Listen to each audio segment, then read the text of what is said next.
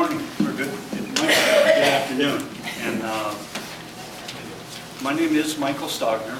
I was born in San Mateo in 1950. I migrated down to San Carlos 4 years later, and I've pretty well been there ever since. I raised my kids out of Redwood Shores. They went through the San Carlos school system. I had 2 children. I have 1 left. My daughter China left us 3 years ago to cervical cancer. So I'm familiar with some battles that no parent needs to be familiar with, but it's part of life. For the last 10 years, I have worked as a private victims advocate. I have thousands of hours in courtrooms. I have testified under oath, and due to my testimony, an attorney quit on the spot. I am the village idiot that sent our sheriff a letter demanding his resignation. I sent it certified mail. I was confident that our supervisors would fire him. I was wrong. I was then confident that if I just took them a copy of my letter, they would at least sign the back of it and say that we share Mr. Stogner's opinion, and they chose not to. I went back one other time, and Teresa was with me, and I asked him, I said, well, could you just do me a favor as a citizen? Just contact the Attorney General's office and have them send an investigator down. No cost to the county. It'll clarify in my mind whether a crime was committed or not. And they chose not to. I actually know that the supervisors have a mandated duty to protect the citizens of San Mateo County. And as your supervisor, I will activate that. I'll act on it. For whatever reason, they've chosen for 9 years to ignore that. And I remember one time I was reminding them that the reason I came to the Board of Supervisors was that they are the watchdog for the citizens. That's why I said, that's why your name is called supervisor. It doesn't say supervise or, as one of my friends says, maybe they misunderstood the name. And I remember we had a county council, Thomas Casey III, for many years. And during that meeting, he notified the supervisors that, oh, you don't have authority over elected offices. And I told the supervisors that at one time, I have fired an attorney for giving me bad legal advice. And I said, I'm not suggesting that Mr. Casey is giving you bad legal advice, but I think a second opinion would be in order. So the bottom line is this. Most of my work has been done behind the scenes. I prefer it that way in order for me to get and be able to help the people I'm helping.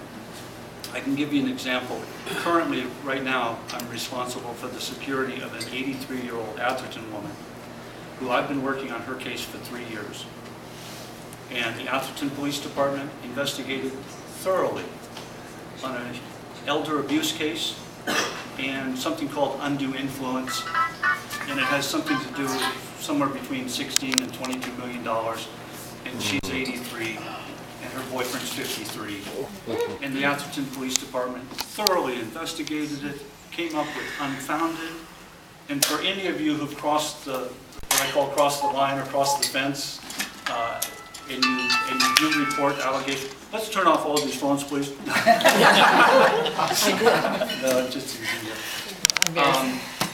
if you ever have been a victim, and if you've ever filed a report to the proper people, and you just know, okay, once I turn it over to these people, I'll be okay.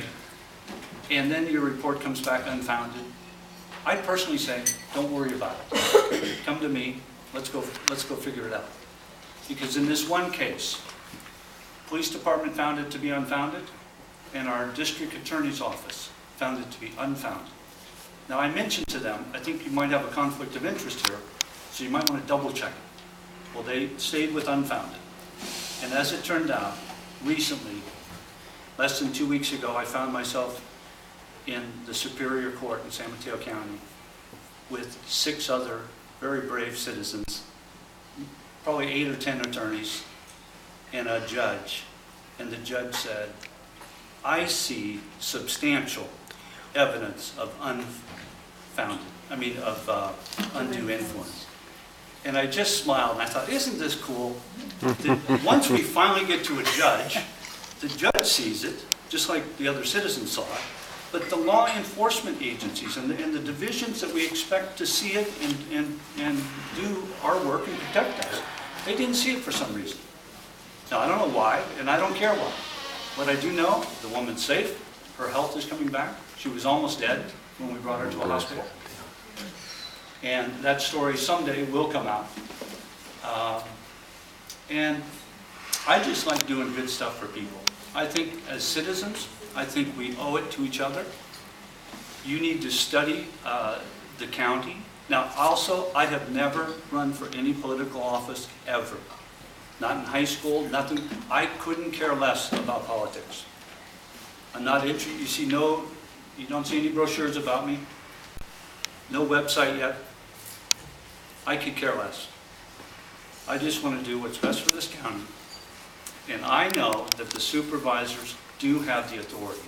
Also, I did make a promise 3 years ago, and that was that I was going to recall Sheriff Greg Monks. I will keep that promise starting in 2 weeks.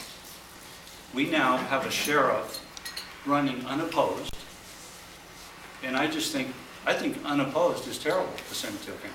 We also have a district attorney's position running unopposed. These are two great jobs. San Mateo County is one of the greatest counties in the United States of America.